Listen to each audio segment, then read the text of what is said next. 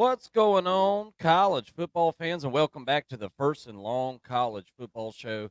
I'm your co-host Marcus. There's your other co-host Mason. Welcome to the Overreaction Show.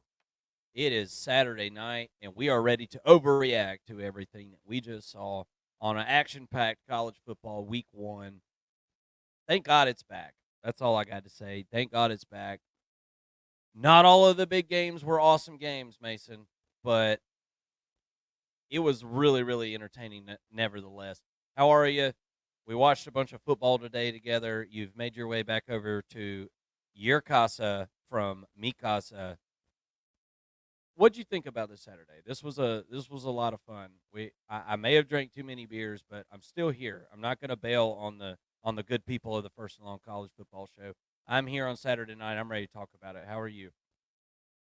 Well, I'm glad your wife was able to keep you up. I told her as I left to make sure you stayed awake to do this show because the people need to hear what we have to say about week one of all weeks. Week one, they need to hear it as soon as we can. So I'm glad we're here doing this live right now. It's midnight. I'm bleary eyed. I don't. This is way past my bedtime, but I'm so excited to talk about week one that I just had to do it. But yeah, it was a great week. I thought that as much as I'd love to come on here and boast and say, "Hey, I told you so" on so many games, I'm going to try not to do that. Like I feel like we were pretty good in our reads, in our previews, in our best bets. If you guys watched that, we hit on a lot of stuff and it was fun to watch. But today, I think it's best just to kind of put the bets aside. We'll get to that later on in the week and just talk about what we saw, which was some pretty dominant teams. I think we just turned off one of the best games of the day in Notre Dame and Texas A&M. Two teams that I picked to be in the playoffs, guys. I think we just watched a playoff game, and that's what's important. That's what gets you excited about the season because we saw it was a sloppy game, but a fun game nonetheless. Sloppy on offense, pretty good on defense, I think, from both teams. And to me, I think Notre Dame's team just kind of, if you want to start with this game, Mark, I think that Notre Dame's defense was just a little bit sharper tonight than Texas A&M's at this point. I think coaching was a big deal in this game, and I feel like Notre Dame just had a more complete team today, and that's what I saw on the field. But a Texas A&M team that gives you a lot of promise and a lot of hope for the future. Yeah, I think so. And we talked about this past week how similar these two teams were, and that really came to fruition out on the football field. These teams looked very, very similar, similar strengths. I felt like, and also similar weaknesses. Neither team Yep. really had a downfield threat in this game. There was no. It just never felt like there was hardly ever an opportunity for um, either one of these offenses to air it out, and um, nobody was open. I want to tip my cap to the Texas A&M defense too because I felt like they really just played their tails off. Especially there in the secondary. But as I said, there's questions about both of these teams at the wide receiver position, but I am just thrilled at the proposition of both of these teams and what they could be as the season goes on. I mean, this is the first game you expect. You know, there's a new offensive coordinator at both of these programs right now. Like you don't expect these guys to just hit the ground running. With whatever personnel's on hand, these offensive coordinators are just gonna you know all of a sudden just kill it. I mean, it's gonna take a little bit of time with both of them, and but man, what a good ball game that was. Ends up being 23-13. It sounds like a bigger margin of victory than what it actually was, right? And um, yeah, I feel like if these two teams can figure out some downfield threats and figure out a way to get their quarterbacks enough time to get the ball downfield, it's hard for me to tell right now. Both of these teams have played one game, right? So it's hard for me to tell how good these offensive lines are. Did we just see like really good defensive lines just now, or did we see some offensive lines that were kind of reeling a little bit, trying to figure out things? A lot of guys in a lot of new positions, especially for Notre Dame. you had single-digit amount of starts combined for all those guys on the offensive line. So, what what is this going to mean long term for each of these teams? I guess we're going to kind of have to wait and see. But I have to say, I was really, really impressed with both of these. You got anything else on this one? I'm, Yeah, I mean, go ahead. yeah, I mean, just looking at the stats, you talk about similar teams. Both quarterbacks struggled in this game. Yeah. You look at that; they each had 30 pass attempts. Riley completed 18 of those 30, just over 50%, 158 yards, right? 5.3 yards per reception average. No touchdowns, no interceptions. The difference in the ball game was Connor Wegman on the flip side, 12 of 30, averaged 3.3 yards per reception, and 2 interceptions. That's the difference in the ball game. And we told you guys that this would be a challenge for both teams, but a defensive challenge, or I guess an offensive challenge. But because of the defenses, the defensive lines in particular against the offensive lines, we knew on both sides of the football that this would be this. The defensive lines had an advantage against the offensive lines. It led to a lower scoring game. We told you to pound that freaking under, and it hit. And I think that this is the overreaction show. I'm not going to overreact too much to the quarterback play, but in this ball game, in a microscope, that was the difference in the game, right? I don't think that you can draw too much from this to say that Connor Wegman's a bad quarterback, Riley Leonard can't throw the ball, whatever. These guys will get better as the season goes on. I still feel really confident in that. And now, when you look at Notre Dame, you look at the rest of their schedule, right? They're I was looking at ESPN had up the percentage of I guess the chance that they would win each game moving forward. The next toughest game is at the end of the schedule, and it's against USC. Based off of that, it was like a 62% chance to win that game. Everything else is 73 and up or so. Very manageable schedule, and that's why we told you that Notre Dame has a chance to go undefeated if they get over this hump. This was the toughest game of the season because it was the first game of the season against their toughest opponent, right? They got over this hump. I think that this is a huge feather in their cap. They really needed to win this game more than Texas A&M did in order to get into the get into the college football playoff. Texas A&M still has a chance to play for an SEC championship. Doesn't take anything off the table for them either. And I think that we learned a lot about both of these teams, and they learned a lot about themselves. And they're gonna take this film, they're gonna use it to get better. And I still think that we've got a chance at seeing both of these teams in the playoff moving forward. To kind of put a cherry on what you just said for Notre Dame, it's not a hard schedule the rest of the way. Louisville, Georgia Tech, and Florida State, right? Those are the three teams on the schedule that you've got left, and not necessarily in that order. I don't have the schedule in front of me, guys. I'm just doing that off the top of my head. But and those USC, three, let's see what and USC USC looks at like. the very very end of the season. Correct. Yep. That's right. So you've got 4 games that like you said, that you feel pretty good about. You're going to be favored in every single game. Yeah. Notre Dame, so far it's early in the season, but they look like they got momentum. You get a big win like that, you're going to get some momentum. Let's talk about the Florida and Miami game, Mason. We're trying not to say we told us so, but we told us so, right? This was an absolute mismatch, and honestly, I mean, there's a stat that you can look at, third down efficiency in this game, and it pretty much tells the whole story, right? Florida's 1 of 9 on third down in this game. That's never going to get it done. You're never going to get it done, especially when you're giving up 41 points. You know what I'm saying? So it just never really was any type of competition. I mean, almost a 300-yard deficiency there in total yards for the Florida Gators against Miami. Cam Ward, I'm going to stay on the Cam Ward train. I really like this guy. He looked really cool, really calm under pressure. I like how deliberate this offense can be at times, it's like it's just super smooth. Everything just looks super smooth right now. 26 of 35 for Cam Ward, 385 yards, average of 11 yards per attempt. I mean, that's really, really solid stuff. After a little bit of a shaky start, I guess you could say, with the interception and everything, um, he really just answered the bell. And the supporting cast is really good too, Mason. I mean, good Lord.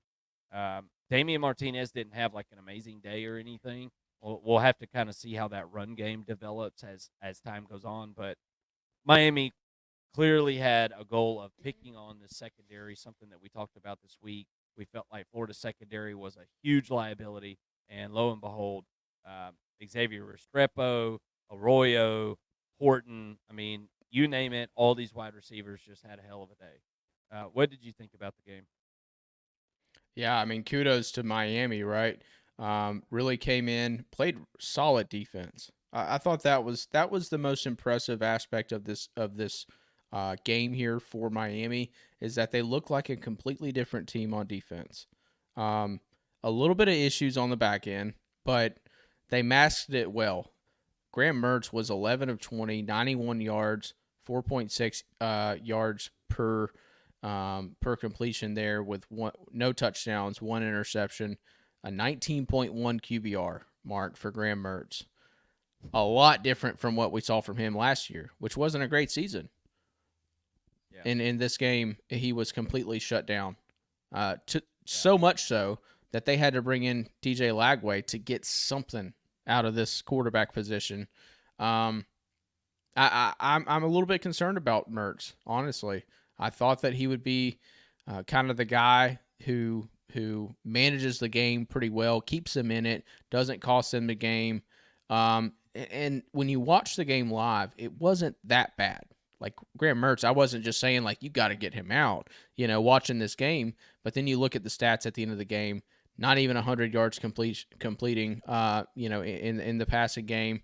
Montreal Johnson does cross the 100-yard threshold, but remember, he had a 71-yard run, right, and in one of his 11 carries. So in 10 carries, he had 35 yards. I mean, that's not great either if you take out the long run and some busted coverage and a bad angle by the safety. It was pretty bad on the ground as well for Florida. We told you guys that Florida, despite having a really tough schedule, a lot of the national media led you to believe that Florida was a good team that is just victim to this terrible schedule, that nobody could beat. Nobody could go undefeated with this schedule. Nobody could win, go above 500 with the schedule. But Florida's a good team, y'all. You just overlook their schedule. This was not a good team. This was not a good team that we saw from Florida. Miami is a good team, right? I do expect them to beat Florida, even when you're playing in Gainesville. But we did not see a good Florida team. Florida's pretty bad, y'all, and we've been saying that. But now we kind of get to see what they put on the film. It's just, it brings me great joy as a Georgia fan to tell you that Florida's not good this year. Once again, they're going to lose in Jacksonville to Georgia. It's pretty obvious, but yeah, tough sledding here for Billy Napier moving forward. He is on a hot seat. I think I'd be surprised if he makes it through the season with this start. And boy, that's got to be the hottest seat in America right now, don't you think? Yeah, for sure. And you know, I love to kick Florida when they're down. I'm right there with you, Mason. I'm a Georgia Bulldog at heart. We're going to talk about the Georgia Bulldogs here in a few minutes, but um, let's talk about what this means for Miami, because this wasn't a big obstacle for this team this season. Getting through this first game. I know Florida sucks, and I knew that. You knew that. We talked about it last week. But this does create a lot of momentum for Miami. They went on the road. They scored over 40 points. They held Florida under 20, under 3 touchdowns here. This is a big morale booster for the Miami Hurricanes, especially after some, tumultuous times last year. This team went through a lot with the bullcrap loss to Georgia Tech. I mean, they should have never lost that game last year. Complete coaching blunder, and just overall losing some games that you felt like we're way more talented than that team. It seems like to me right now that Miami is realizing their talent. It seems like their depth is there. I mean, they played hard throughout the whole game. They didn't let up. I really really was impressed. The ACC looks a lot different this year, guys. It's not Clemson. I don't think it's Florida State. I think it's Miami. And we talked about that kind of as our predictions to start the season off. But this Cam Ward, Xavier Restrepo, Damian Martinez led offense just looks like something that's going to be really really tough to deal with in the ACC, especially after we saw NC State earlier this week, or earlier this weekend. I mean, we'll Yeah. talk about that in a few minutes. Not necessarily a game we need to rehash at the beginning of the show, but we are going to kind of get into that here in a few minutes as they won 38-21 over Western Carolina. Uh, yeah, just to put a ribbon on that, super excited about Miami and the prospect of this team. I think this is a Yeah. playoff team as of right now, barring some kind of crazy injuries or anything like that, which is unpredictable at this point. Miami looks like a team that is going to tear through the ACC. Anything else on this game, Mason? Well, not necessarily on this game, but talking about the ACC, um, we kind of thought it would be NC State and Miami in the ACC championship. Now it's kind of looking like it's a three leg race here between um, Miami, of course, and then Clemson. I still, despite how bad they got beat by the number one team in the country, I still think that Clemson has a chance to make the ACC championship.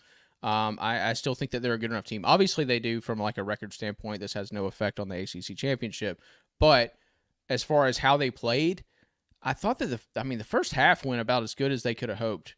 For Clemson, you hold Georgia to 2 field goals. You had some opportunities on offense, didn't capitalize. Right, Georgia plays kind of a bend don't break, sort of system. But Clemson did what they had to do, and they had some gash plays, just couldn't capitalize in the end zone or in the red zone to get in the end zone, and had to convert the one play or the one drive to a field goal, and then after that, Georgia just kind of took over. But I still think that Clemson is sort of in it, and then let's look at Louisville a little bit. I mean, Louisville had a really good game. I'm struggling to find the final score, but I know they won by a freaking boat 62 race, to nothing. 62-0. Yeah. Yeah. I mean, playing nobody, right? I get it, but Louisville is another team that we broke down early in the offseason, and we said that they had a chance. So they brought in a ton of transfer players. It looks like they're gelling together pretty well. And I'm seeing Louisville as a contender in the ACC now, a little bit higher now than I was on them probably going into week 1. Yeah. Well, you talked a little bit about the Clemson and Georgia game, so let's just kind of transition over there as it was one of our big games. It started there at noon. They're in Atlanta at the Mercedes-Benz Stadium. Georgia ends up winning 34-3, covering every spread. This was a spread that you and I felt really good about at 13.5. I ended up rebetting this thing again today personally at 12. So the numbers were coming down. A lot of the public was putting money on Clemson. They're just under a touchdown, and it proved to be all for naught. Clemson was held. Let's see. Clemson was held under 200 total yards for the game. 188 total yards. 46 yards rushing. But let's talk about Georgia first, and then we'll kind of get to the whole Clemson thing. Georgia plays a super conservative game there in the first half. It was kind of hard to sustain drives. I felt like Clemson's defense bowed up pretty nicely there in a couple of situations. And then you come in the second half, and it seemed like Georgia just really, really made some good second half adjustments. Came out and was throwing the ball all around the yard. Carson Beck looked the part there in the second half. Get some help from some transfer wide receivers. Colby Young starts it off there. I'm glad to see him healthy. A lot of Georgia fans were kind of questioning whether Colby Young would be able to get in this one after having a hamstring injury there in fall camp, and it seems he is good to go, good enough to go that the coaches felt good, throwing him a bone there in the touchdown, or excuse me, in the red zone as he scored a receiving touchdown to start the second half. Georgia, 447 yards, 278 passing yards, and 169 yards rushing. I have to say, somebody that really sticks out to me from this game, though, Mason, is Nate Frazier. That's a guy that really kind of sticks out to me in this game. Um, gonna be hard to keep this guy off the field, Mason. Averaging 7.5 yards per carry in this game, 11 carries, 83 yards, and a touchdown. Most people are not going to know Nate Frazier as he is a freshman and somebody that if you're not watching Georgia recruiting, you're not going to know Nate Frazier. But I think you are going to know Nate Frazier by the end of the season because Georgia plays in a lot of big games this year that a lot of people are going to watch. And Nate Frazier's a guy that I don't think you're going to be able to keep on the sideline. I really like the prospect of this guy, especially after having Dylan Bell get hurt. I mean, I know Dylan Bell's not a running back, but he's a big playmaker on this offense, and you're going to need to hand that ball to somebody, another playmaker, and it looks like Nate Frazier's got that wiggle to make it happen. So what did you think about this game? Carson Beck distributes the ball around pretty well in this one. A bunch of different guys with receptions. Let me see. 1, 2, 3, 4, 5, 6, 7, 8, 9 guys with at least a reception. Most of those guys with 2, 3, 4, or 5. What did you think about Georgia's showing here in Atlanta, and I guess kind of Clemson's not showing in Atlanta? Yeah, I think you got to give Georgia their flowers. Coming into this game, a lot of hype in this game, a lot of adrenaline, I'm sure, felt by the players, and you could see it early on. You could see it in the first quarter. Neither of these teams scored. First time Georgia's been held out, I think, since 2021, if I'm not mistaken, in the first quarter from finding the end zone or scoring any points at all. So that was really impressive from Clemson. But the story here is Carson Beck found his footing, played really well, 278 yards, 2 touchdowns, no interceptions, a 91.7 QBR. You'll take that all day, right? Wasn't some Heisman winning game for Carson Beck. Nobody's going to try to persuade you otherwise, but he didn't take himself out of it either, when it comes to just elite ball play. I think he had a really good game. Pretty solid game to start the season against a tough defense. Clemson's defense played really tough in this game throughout the entire game, really. Even later on, they were still making some plays and keeping Georgia close, keeping the third downs pretty long. I thought they did a pretty good job on third down against Georgia. And really early on, it seemed like Georgia was struggling to keep the pylon short, I guess, or keep the drive short and the yardage short, and got into some third and long situations. Clemson was able to capitalize on that, and and eventually Georgia just kind of wore them down, and that's what we saw. We saw the boa constrictor that we've seen from Georgia for so long kind of come out. You talk about Nate Frazier and his breakout game, but London Humphreys as well, 2 receptions, 63 yards and a touchdown. Looked really athletic, really fast on the 40-yard touchdown play. He certainly benefited from Dylan Bell going out. Seemed like Dylan Bell was getting fed pretty well before he got injured. We don't know the severity of his injury yet. We're hoping that he's able to come back at some point in the season, if not next week. But outside of that, I thought Dominic Lovett had a pretty decent game. I think he had 1 overthrow or a drop maybe. But outside of that, 3 of 33, or 3 catches, 433 yards with a 15-yard long.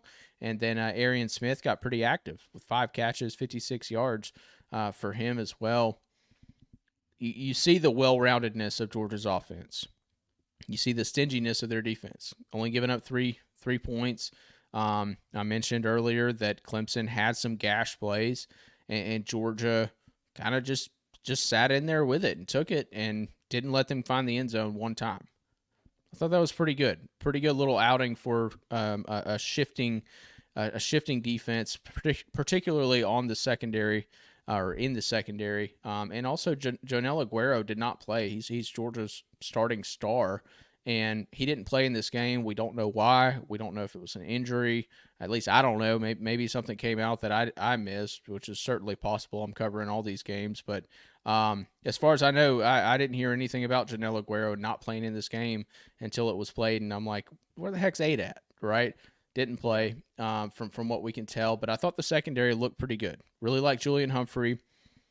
Dalen Everett got targeted a few times and lost a few of those one-on-ones, but was kind of in position to make plays, and I think that's what's important. Just kind of, you know, probably some bad luck in some cases and some good balls that Cade Klubnik threw his way.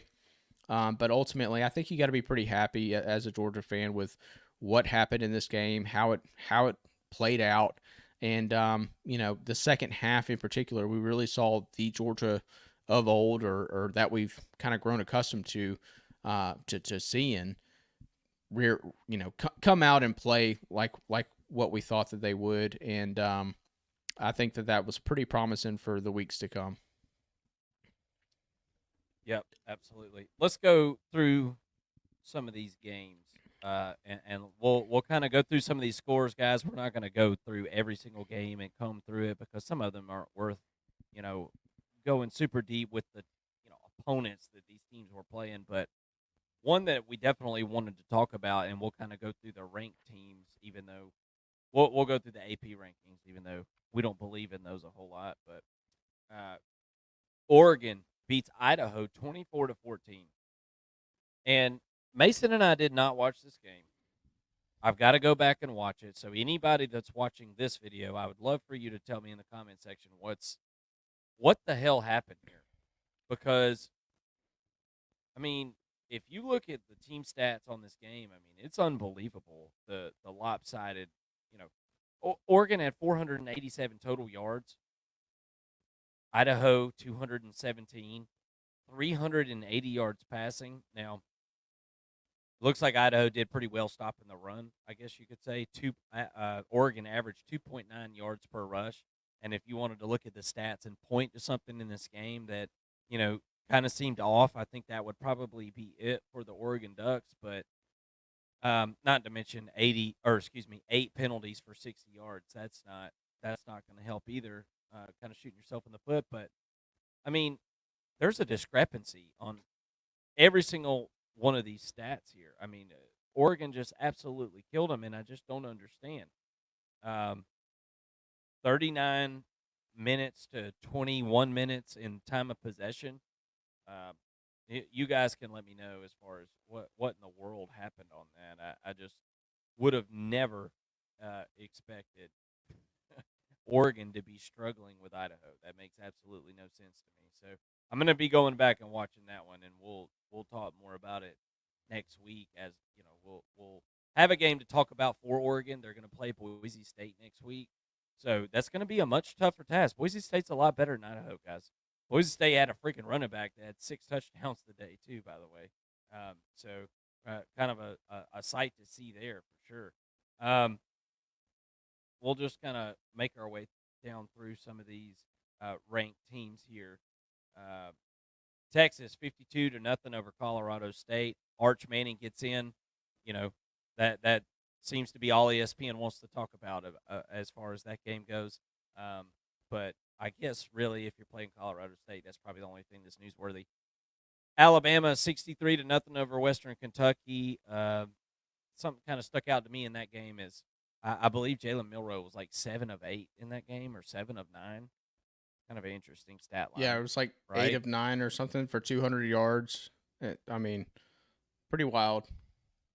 Yeah, and that was I didn't see a whole lot of other quarterbacks play either, so that was Hmm. kind of surprising to me. Like I Had like guess Alabama 76 was like, yards on the ground. It's not like they were just running him. I don't know. Interesting stat. Not a game that we just sat down and watched every play of, um, right, but yeah, I'm with you. It was a little bit bizarre, kind of like lesser stats from that game, but but Alabama wins pretty big. It didn't quite add up to me. Yeah. And we'll stop at some of these games when we get to them here, guys, but we're just going to kind of cruise our way through. Ole Miss 76 over Furman 0. Furman must just be one of the worst teams in college football. I mean, I'm not trying to take anything away from Ole Miss, but my God. Um, do we need to be beating people 110 to, nothing? Like, Yeah. I don't know. It seems like a new age of college football, and I feel like I'm watching an old throwback game when I see this Well, happening. Like, I mean, you look at the box score though. Ole Miss played 3 quarterbacks in this game. Like yeah, it's not like they said we're just going to run the score up. I mean, no, I get Jackson it. Dart I had get it. 27 pass attempts, 418 yards, which is incredible, 15 and a half yards per reception there, and 5 touchdowns. I mean, they let him go out, get his numbers. He looks like a Heisman front runner right now. And then they bring in Austin Simmons, which is it's a little bit surprising. He's starting over Walker Howard, but he comes in and throws for 111 yards on 16 attempts. Got a pretty good bit of plays there. I mean, 16 attempts. It's like a full game for Jalen Milroe. So that's a lot of passes for a second string quarterback. And so, but my point is, it's not like I don't think that Lane Kiffin was like, let's just run the score up. Looking at this, he got some backups in, got them some good reps. I'm sure that that's an indicator of the rest of the offense getting the 2 deep in, and they were still able to score. This is what a championship team looks like, right? When you're able to get the second string in, and there's little to no drop off in production. I think even against a team like Furman, right? This is what you want to see in a game against Furman. You don't necessarily need to score 76, but I think it's important to point out that they scored a lot of points with their backups in as well, and that was pretty impressive. Still kind of trying to find that bell cow running back. It looks like Matt Jones on 3 carries had 68 yards and 2 touchdowns, which is really impressive. But not a guy that we're going to be talking about all year, I don't think. Henry Parrish, the Miami transfer, comes in, gets 8 attempts for 40 yards. Dominic Thomas had 6 attempts. Jackson Dart had 6 attempts. Bentley had 6 attempts. This isn't a team that, at least in week 1, is building a lot around the running backs. This is a team that wants to pass first, play to their strengths, and play to Trey Harris. Trey Harris had eight receptions, 179 yards, and 2 touchdowns. He's the best player on this team, more than likely. And it looks like it showed in this game. He had a really productive game. Prescorn had 77 yards as a tight end, really productive, a 46-yard long. And then Antoine Wells, 2 receptions, 70 yards, had a 61-yard long. That looks like that was a touchdown. But yeah, really impressive offensive outing, really impressive defensive outing, right? We don't really get into the defensive stats in these breakdowns. But looking at Chris Paul Jr., the linebacker, 8 touchdowns, 8 tackles, 5 solo, half a sack, 2.5 tackles for loss, and a pass deflection. He was kind of the leader on defense there. I think this is going to be a really good Ole Miss defense, and it looks like we can't draw too much out of this against Furman, but it looks like the defense stepped up and played a pretty good game. Yeah, I definitely think so. Let's talk about Penn State and West Virginia. How about that? This was a game that a lot of people kind of had their eye on. Everybody thought that West Virginia was going to be able to hang in there. This was a game that was played in Morgantown, and we talked about last week, or as the week went on, we had talked about how this game went last year, and I just really didn't feel like there was a whole lot that's changed with these two teams from last year as far as the matchup between one another. West Virginia actually had lost a ton of guys on defense, and it showed. Penn State does what they do to every single opponent that's not Ohio State or Michigan, and they beat their ass. I mean, that's just what they do. They win and they cover the spread whenever they're not playing Ohio State or Michigan. Penn State wins this game 34-12.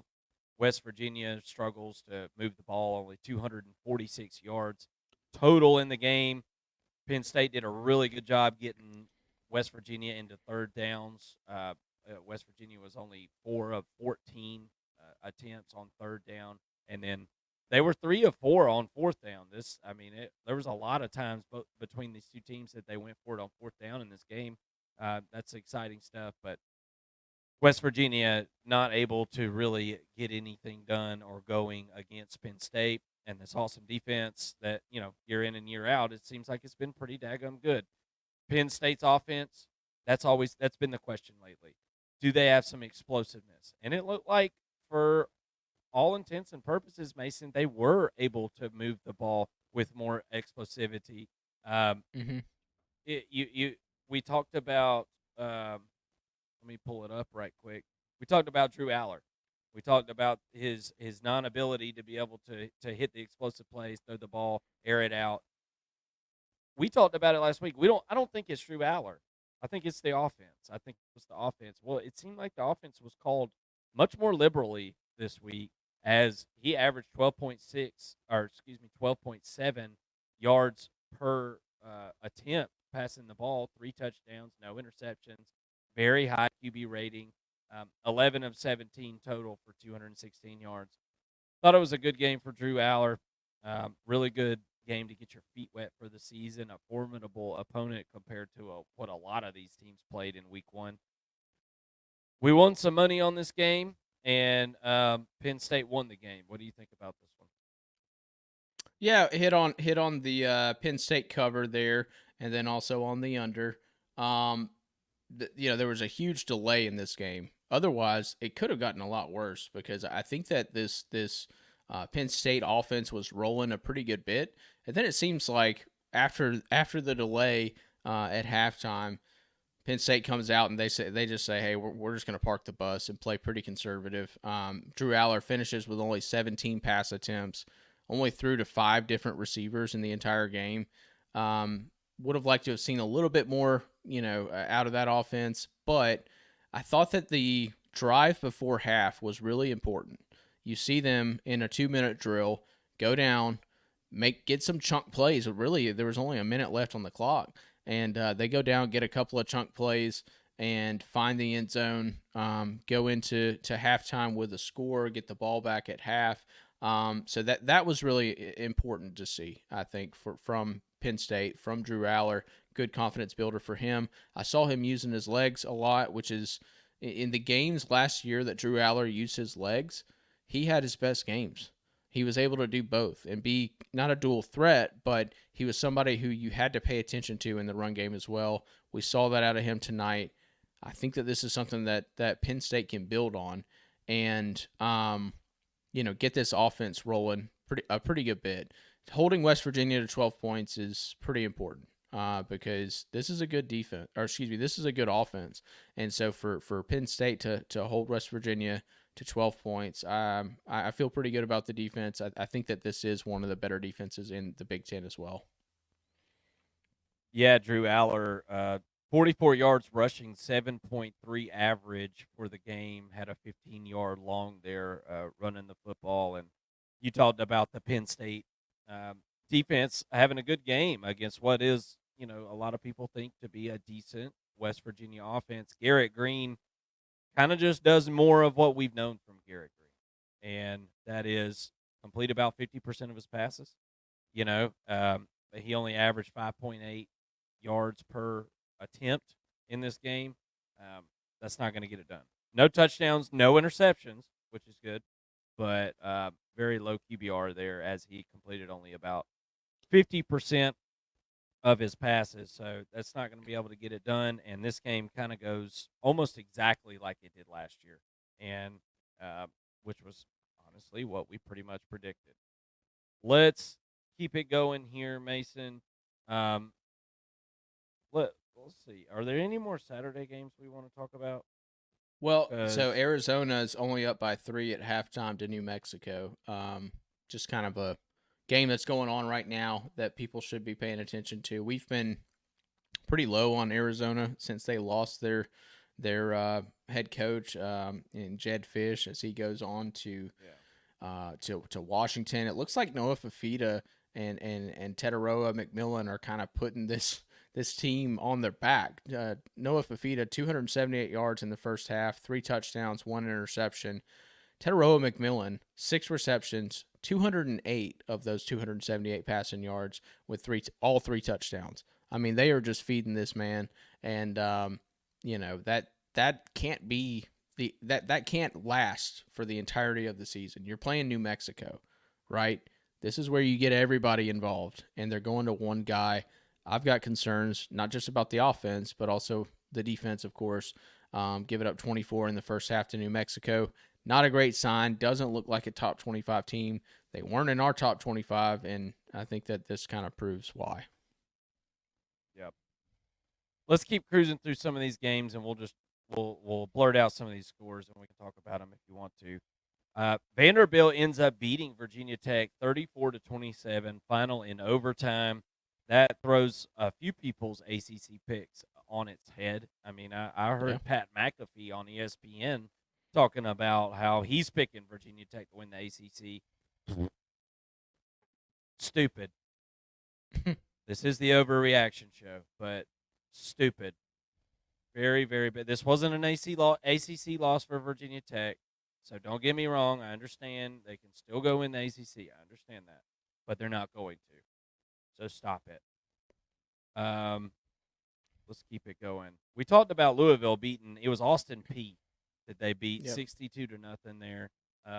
Really, really nice showing for Louisville. Who it's got to be Louisville and Miami as your top 2 in the ACC. If it's not right now, then I don't know. Maybe you hold out hope with NC State. Let's we can kind of talk about NC State here in just a minute. I was going to get through the rest of some of these Saturday games. Nebraska beats UTEP 40-7. Dylan Raiola throws 2 touchdown passes in his debut. And Nebraska will be facing off against Colorado next week. Can't wait to see that game. That's going to be a game that I assume that we'll be breaking down, Mason. I don't have my list in front of me, but I assume that is one of the bigger matchups that we will be breaking down for the weekend. A big one in my eyes, okay? Yeah. Maybe not everybody in the country, but that's a game that I'm going to have my eyes certainly glued to, and Nebraska looks the part to start the season. I actually heard a couple people picking UTEP in the points in that game.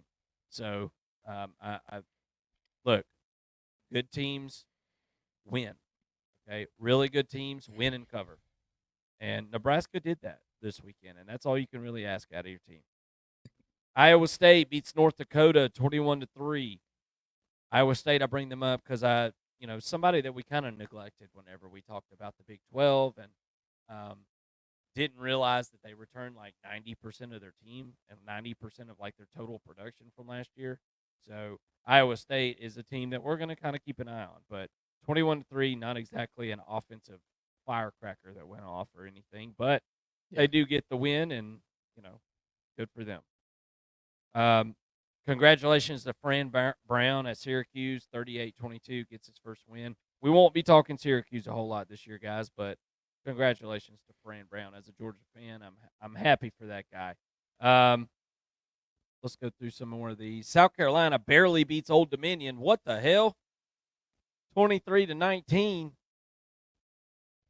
They're going to have to take out the trash out there in Columbia. I'm sorry, man. This Beamer ball died a long time ago, brother. And it's just not working. Unless somebody's giving South Carolina the size of the other team, they can't win, right?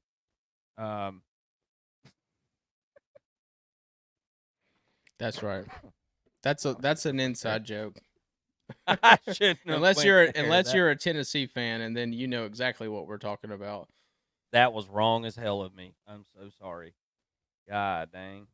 Can't believe I even just said that.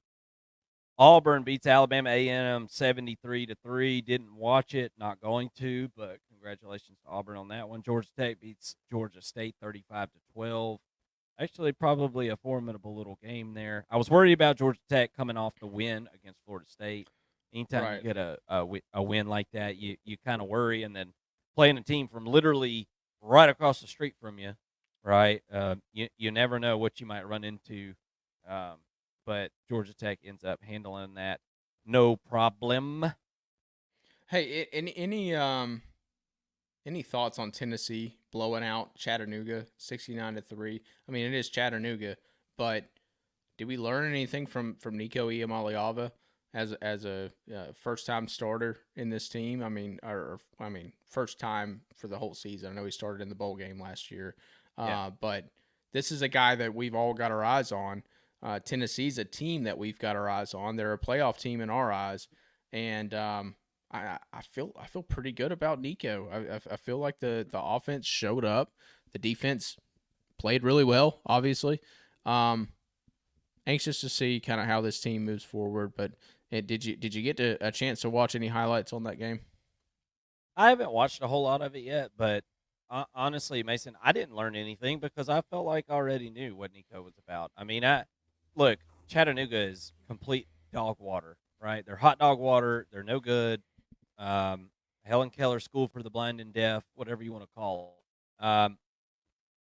But Tennessee went out there and did exactly what they're supposed to do, and that's beat the ever living hell out of them, like they owed them money.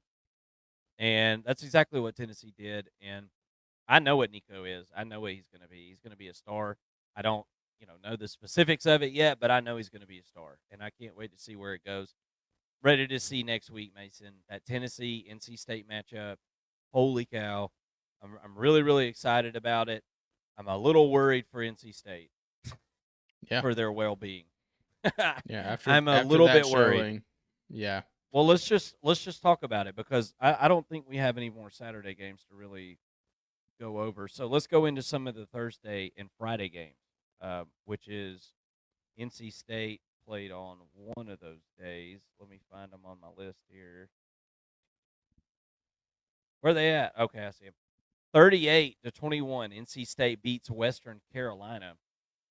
They come look. NC State came up with 21 points in the fourth quarter to win this game, dude. So yeah. this was a game that was like way too close for comfort, right? Oh yeah. And NC State, I'm not going to sit here and hide it. NC State was one of my teams that I felt like is going to the ACC championship this season. Um, they sure as hell didn't look like it on Saturday, or excuse me, on Thursday. But it's the first game of the year, man. I'm not going to sell them up the river. Look, NC State had 521 total yards in this game. Hmm. It some of it was a little bit deceiving. But what's up? I mean, 6.2 yards per carry rushing the ball. That's good stuff. NC State ran for over 203 yards, passed for over 318. But how how in the world does Grayson McCall have such a bad game? I watched the game. I know it was bad. I watched the Hmm. bad plays. But then I look at the box score, 26 of 40, mid, mid. But 318 yards. That's where stats can be deceiving, guys. This guy struggled to hit some of the basic throws. Seemed like he was nervous. I've never seen Grayson McCall really perform like that. And with all that being said, I'm just going to kind of wait and see with NC State. Yeah. Um, I'm just going to wait and see. Kevin Concepcion, the wide receiver, is an absolute beast. One of the best wide receivers in all of the country. Just a freak elite off his leash. This guy, 13.4 average per catch there, 9 receptions, 121 yards for the day, and 3 touchdowns.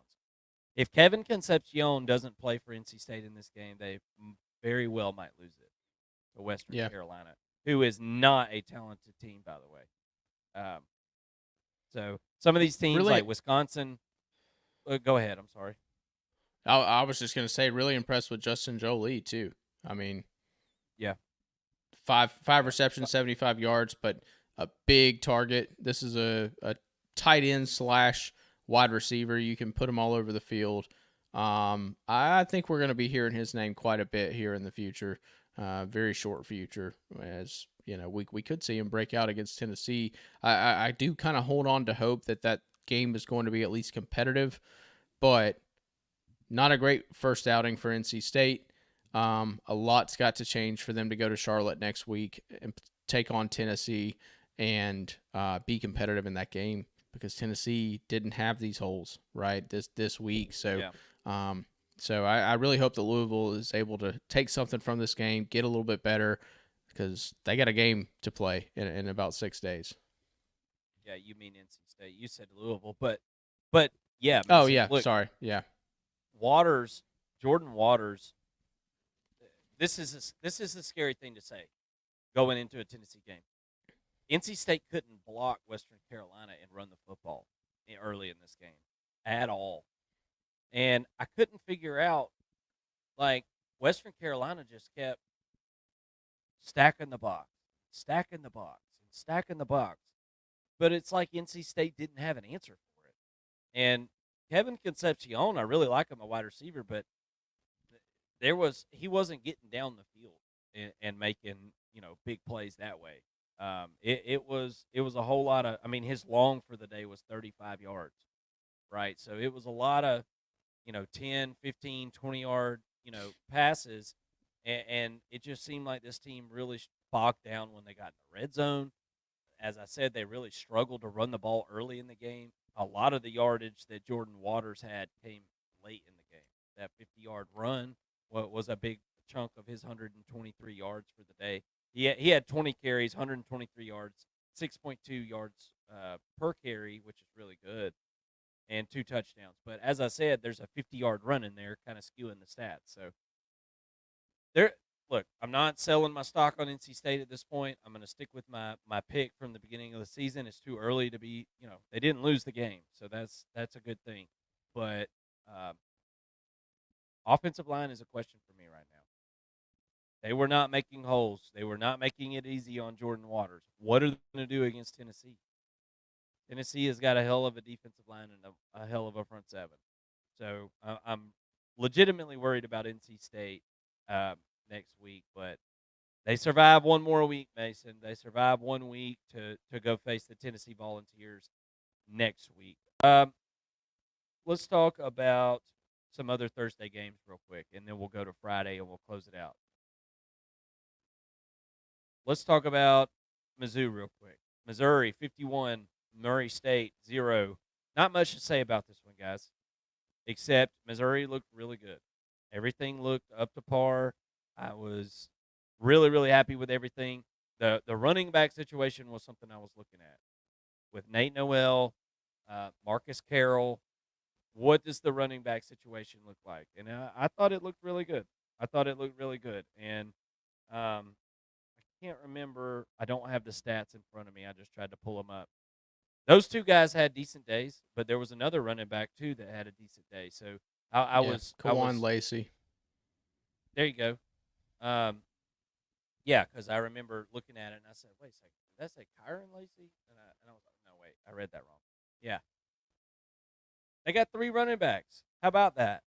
We Mm-hmm. we kind of talked about it in the preseason. We felt like, what is this running back room? They got the transfers, sure. They got a lot of tread off of their tires. It seemed like tons of carries in their careers already. Didn't seem to bother them a bit. Very energetic runners. Both of them scoring some touchdowns. Nate Noel is lightning for sure. Just a short stack of dynamite. So yes, it's Murray State. Murray State is very bad. So I don't want to sit here and act like Mizzou just beat Georgia or something. But man, for all intents and purposes, Mizzou looks exactly like I wanted them to, and exactly how I had envisioned them in my head so far this season. So, really, really good victory there and a good start to the season. Mizzou's got the easiest schedule in the SEC, guys. So, they get on a roll.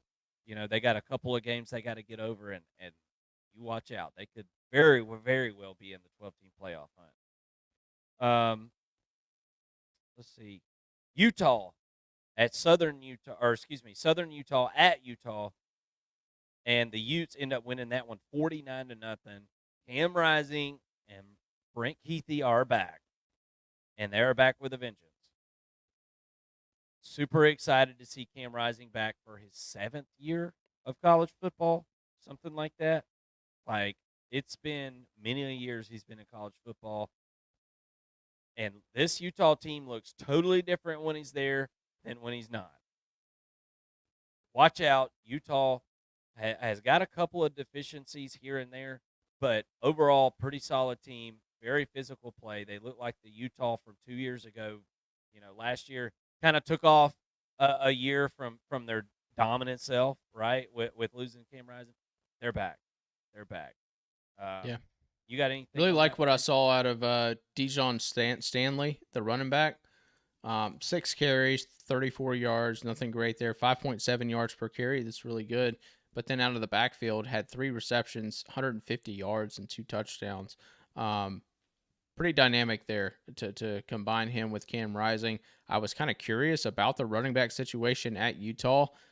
Looks like they're going to be just fine. I think that Dijon Stanley is going to be the guy and kind of the bell cow for this group, and Cam Rising can run it too. I mean, he had four carries, 25 yards, 6.3 yards per carry. Kind of concerned about him running. We've talked about that with the injury history. Don't want to see him running too much. Don't want to see him getting hit and go spinning like he did a couple years ago. Yeah. Get his helmet knocked off or whatever. I mean, but it looks like he wasn't too apprehensive out there. Did rush for 4 carries there, and definitely I think in comparison to Kansas State, I've got Utah ahead at this point in the Big 12, and they could very well be the winners by the end of this year. Yeah, absolutely. Absolutely. Another Big 12 team that we can talk about for a minute. Hey, Mason, I had a comment uh, on our channel the other day saying that Kansas is winning the damn national championship. I saw They that. beat Lindenwood. Yeah, they beat Lindenwood 48-3. So probably they That probably will. equals national championship contenders. So Yep, yep. We can all quit playing the games right now. Uh, Kansas looked good. yeah, I like that. Look, Devin Neal is a guy that we all got to keep our eyes on. One of the best running backs in the country. I'm telling you right now. Nobody talks about the dude. He had another really good day at running back for the Kansas Jayhawks. Devin Neal is a force to be reckoned with for sure. Um, Jalen Daniels did his thing, decent day, not anything like unbelievable, but he had a really good day. Plenty to get the victory, 48-3 over Lindenwood. Absolutely spanked that ass. North Carolina 19, Minnesota 17. I don't know, probably a decent amount of you guys watched this, and you probably fell asleep to it because there was not a whole lot of offense, and that's gonna probably be. I'm not gonna sit here and talk about this game a ton, but that's probably gonna be what these fan bases deal with for North Carolina and Minnesota this year. North Carolina obviously lost a lot, including Drake May from last year. Max Johnson comes in, plays quarterback, breaks his leg, um, so he'll be out for the remainder of the season. North Carolina wins this thing on a field goal at the end of the game or a missed field goal. I've watched so much football now I can't remember. Either Minnesota missed the game winner or North Carolina hit the game winner, and I'm trying to remember which it was. But anyway, North Carolina wins 19-17. Let's talk about the Colorado game. I feel like this is a game that everybody pretty much watched on Thursday. Um, North Dakota State at Colorado. Colorado ends up winning this thing 31-26 as North Dakota State catches a long Hail Mary pass, but it's just short of the end zone and therefore ends the game. Clock expires, game over. I thought Prime really said it perfectly at the end of this game. He said, "You ever win a game and felt like you lost?" And I feel like that's kind of the way Colorado fans probably should feel if or fans. I ain't got no damn fans, but we're all watching them. We're all watching them. All those college football fanatics are. It's the same old Colorado guys. I mean, I look. You've got elite quarterback play, right? Shador Sanders is an elite quarterback, no doubt about it. Elite passer going to the NFL, going to play in the NFL. Good for him. Really good wide receiver units, or unit. You got Travis Hunter playing both ways, played an unbelievable amount in this game. You got Horn out there at receiver. I like the pieces that you've got at wide receiver for sure. again, offensive line marginally, let's just very, very slim margin better, maybe 5% better, they look to me. Still can't block to run the football, right? Maybe a little better pass blocking. Defensive line is, I mean, they can't stop a nosebleed. So um, it's the same old with Colorado. What did you think about that one? I know you watched that one on Thursday, right? Yeah, to me, it was like you said, it was the same old with Colorado. It's like a broken record, talking about their defense. I feel like it just when they needed a stop, they couldn't get it, for the most part in this game, and kind of got lucky to win. In a lot of ways, there were some bad calls on both sides, but that they do survive. They got to go play Nebraska next week, and I think that they're in for a rude awakening when they come in and play a Power Four opponent. A really good defense for Nebraska too, that I think is going to be able to get more stops than Colorado. We'll be previewing that game for sure. Excited to do it and go through that with you, but this was a Colorado team that brought in a ton of transfers. I don't want to take too much from week one. I do think that they got a little bit better on defense, but there were some glaring holes for sure. They still kind of look like Swiss cheese out there, but I like some of the talent that they brought in. Can they get things corrected? Right when Deion Sanders says, or it feels like a loss even though you won. I think that that's a message to his team to say, we got to get better right now, right? We got really lucky to get a win here. Let's get better this week. Go face Nebraska. Put ourselves back into the Big 12 contention race, right? They haven't lost a Big 12 game or anything like that. They're obviously still in it, but from a national perspective, from a confidence perspective, if they beat Nebraska, people are going to feel really good about this team. They're going to feel good about themselves going into Big 12 play. I think it's a pretty important matchup here. We'll definitely be breaking that down, like I said, next week, and excited to do that. Yeah, that's going to be a fun one to break down. I'm pretty excited about it. Don't have a ton of faith in Colorado, but I mean, we all know the story that Nebraska has win. It's been a tough go of it over the last few years. So both of these teams are trying to get up off the mat, claim their spot in a bowl game, and this winning this game is going to go a long way to doing that for whichever team can figure out a way to get it done. Let's talk about Oklahoma, 51, Temple 3. Oklahoma starting center goes down in this game. I have not heard a status report on him. If somebody knows, please leave it in the comment section. I would love to hear from you on that. Um, something that's probably not going to be talked about a ton, but it's something that I wrote down here and something that I feel like we need to keep an eye on because after the starting center left, I saw Jackson Arnold takes a couple of bad snaps and oh gosh, it's such a bad situation losing an offensive lineman in your first game of the year. This is a group, the offensive line group that we had some questions about, Mason. And I still feel like there's something missing on this offense. Mm-hmm. Deion Burks lit it up, absolutely lit it up. He's going to be hard to stop in the red zone for this Oklahoma Yes. offense. Very difficult to stop. I can see that now. It seems like him and Arnold have a connection. There's no doubt about that. And I like the other wide receivers for Oklahoma. So that's not really a question for me. But these lines, specifically the offensive line, is something that does concern me a bit. And it's something where we're just going to have to keep an eye on. Temple was never going to be able to expose it to its fullest extent. I mean, that was just never going to happen. Talent level's not there. Oklahoma, I mean, the depth just really, really showed at the end of this game, like it does in a lot of these games against lesser opponents. Whenever they face a top 25 team in the country, they get leaned on, and by the end of the game, they're turned into dust. And that's pretty much what this looked like for Oklahoma against Temple. Just something to keep our eye on. I'm still concerned about the offensive line. They didn't answer all those questions for me in this one, and we all know how tough Oklahoma Oklahoma's schedule is going to be this season. Did you get a chance to watch that one at all, Mason? Oh yeah, definitely watched it. I saw what I thought I would see. This is an offense that's figuring things out still. I know they scored 51 points. Didn't look like 51 points when you watched the game in in Yeah. person live and watched it play by play. Um, Jackson Arnold finishes with 141 yards, 17 to 25, 5.6 yards per attempt. Did get 4 touchdowns, but a 44.3 QBR. It's not good. On the flip side, Oklahoma's defense looked really good. Yeah. I think that they are going to be a pretty good defense.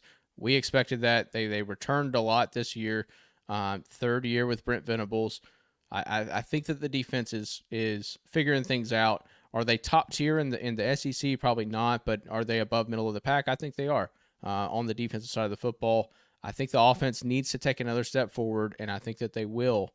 And after this game, there's a lot on tape now that they can go back and look at, see what they're doing as a team, as a unit together. I still have concerns about that offensive line. I don't know if they're going to be able to fix that in 1 week of preparation. But they got a little while before they really step into some tough competition in the SEC. So maybe they can figure things out next week and in week 3 as well, and then they got Tennessee. They host Tennessee in week 4.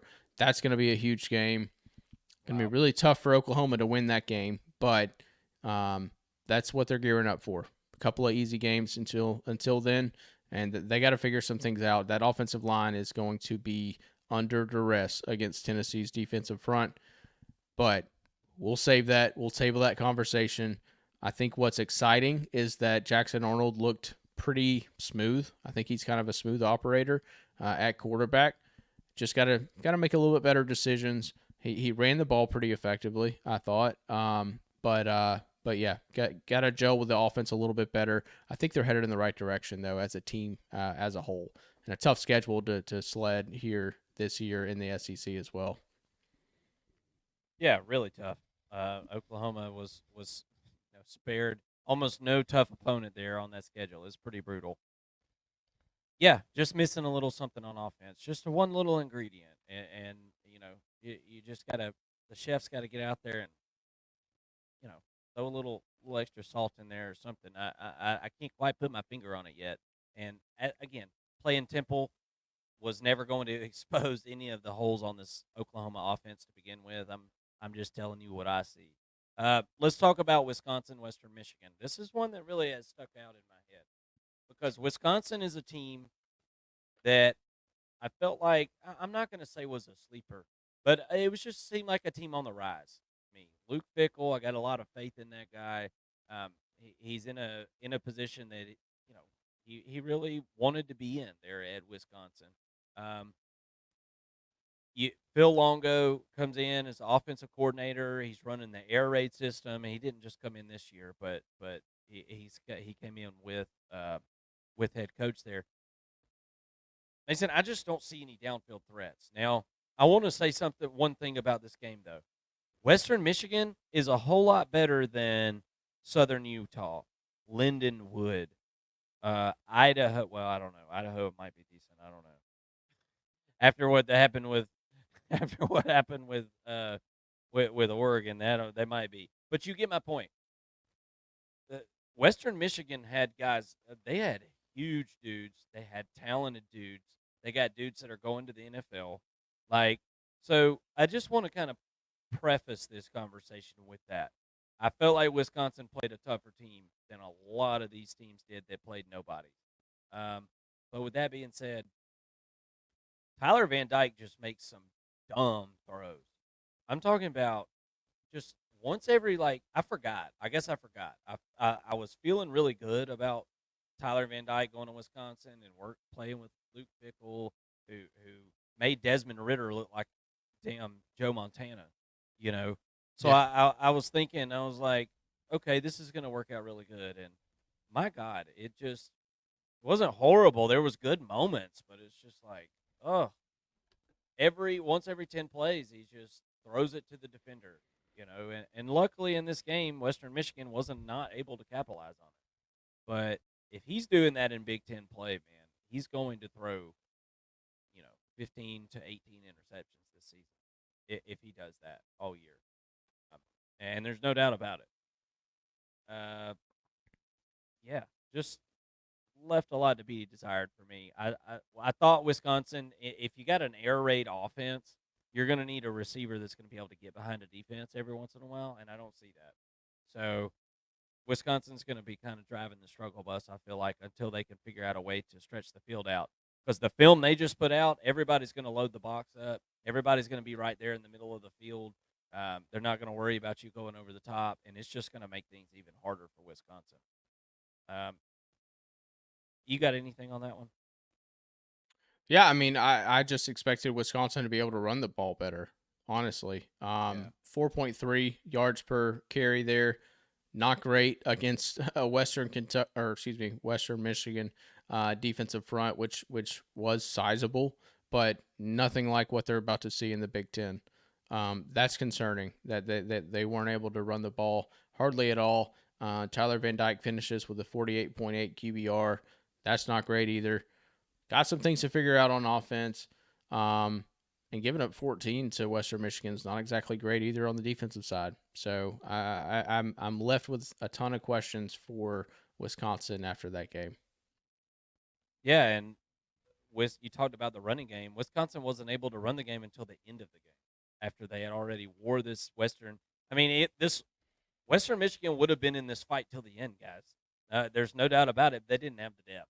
So coulda, shoulda, Mm-hmm. woulda. I get it. I mean, they don't have the, they didn't have the dudes. They don't even have enough to fill up all their scholarship spots with dudes. So it was never Western Michigan was never going to be able to fully push Wisconsin to the brink of defeat, but uh, they sure did. They sure did put up a fight, and it was a decent little game there. But Wisconsin fans got to be coming away from that one thinking, okay, we got some stuff to work on here on offense, and what is this Phil Longo system, and is it good for us? That's I'm not saying it's not, but I'm saying it's the conversation that we're going to need to have if we see a ton more games like that. Phil Longo wanted Tyler Van Dyke out of high school. He's been recruiting him for years. This is the guy he wanted. So he's going to have to figure out a way to make it work. Um, it didn't look good so far. And then let's talk about TCU Stanford. This was a game on Friday night. Most of you didn't watch this. And you know what, guys? I think it's kind of funny. We used to do Pac-12 After Dark. You remember that? Yeah, Oh Pac-12 yeah. After Dark, all that. Yeah, that was not that long ago. Well, I guess now we're going to have ACC After Dark. Is that what we're going to have now? It's going to be whatever West Coast team in the ACC, right? They got Stanford now, SMU, some of those teams out west farther, but specifically Stanford. Now we're going to watch Stanford games on late night college football. Is that what we're going to do? Which I'm totally fine with. I guess I'll just watch Stanford. But um, TCU is the luckiest team in the world. They end up winning this game 34-27. No business winning this football game. I'm just going to be honest with you. Stanford had every chance to win this damn thing and just could not do it.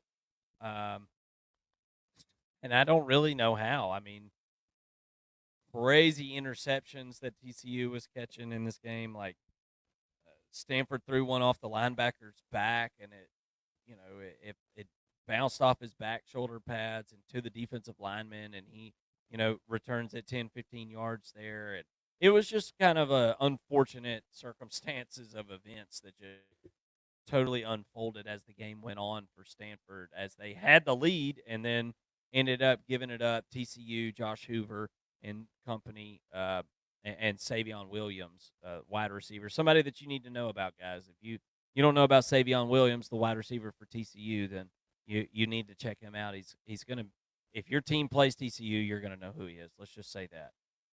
But TCU ends up getting the win, 34-27. Stanford takes their first loss, not an ACC loss, but their first loss as an ACC member. Uh, and Stanford is a team that I want to look at a little closer. They returned 19 of 22 starters from last season, going to upset somebody. I don't know who it's going to be. Somebody's going to go out west. They're going to be sleepy like we are right now. they're going to be, uh, they're going to be coming off an emotional game or something like that, and they're going to go out to California and they're going to get stomped by the tree man. Uh, Yeah. so something to definitely look at. Mason, what else you got on this weekend, man? What else sticks out to you? Um, got to see what Arizona does, but Arizona State up 48-0 against Wyoming. I saw They that. were only a How six and a about that? half point favorite. Are we onto something here with Arizona State? Did they figure some things out? Scadabo's got 49 yards and a touchdown. He's Looks a like badass. the quarterback, yeah, Sam Leavitt, 258 yards, 11.7 yards per attempt, 2 touchdowns. Having a pretty good day there. It looks like this isn't a game that I care to watch or even go back and watch, but um, Yeah, really excited for what is it Dillingham, Dillingham. and Yep. what he's able to do here in year two with Arizona State. I think this could be an interesting little storyline here with Arizona State, and maybe one of those surprise teams out of the Big 12 that steps up and also wins a fair share of upset games. Um, I've got my eye on them. This is a pretty Wyoming's no pushover, right? They're they're not the same team that they were last year or the year before, but this is still pretty impressive to put this kind of showing out. Vegas only had them as a 6.5 point favorite, and they're blowing this team out 48-0 right now. Keep your eye on Arizona State. I think that may be one that I'm circling for future bets to maybe see if I can find a little bit of money somewhere. If Vegas doesn't catch up to us, after a strong outing from week one, maybe that's a team we should have broken down, Mark, because it seems like they've got some playmakers. Yeah. Well, we broke a bunch of them down. If you guys missed that, now would be a good time to go check them out because Mason and I went undefeated. Well, just about undefeated. We had really good weeks of week one betting. So if you missed our betting show on Thursday, you really did miss out. You missed out not only on the show, but you missed out on money. We made we made some good money this weekend. Um, I didn't lose any of my bets that I had placed. We invite you to come check that out on Thursdays. It's Between the Lines is the name of our betting show. It's going to be every Thursday. It's going to be live, just like this one, so you can come and tune in. It's going to be a whole heck of a lot of fun. We're going to have predictions coming up this week, guys. We've got games to break down, obviously, for week two. So we're going to have that stuff flying at you really, really quick. Those of you that tuned in throughout the overreaction show today, I thank you so much. We really do appreciate you. I hope you had as much fun as I did on this opening college football weekend. I drank way too many beers. I laughed way too much. I hung out with all my buddies, had a freaking great time, and I hope you did too. We're going to see you later this week. Don't forget to tune in to the First and Long College Football Show for all your Power 4 college football coverage needs. We got it coming to you for week two. See you soon.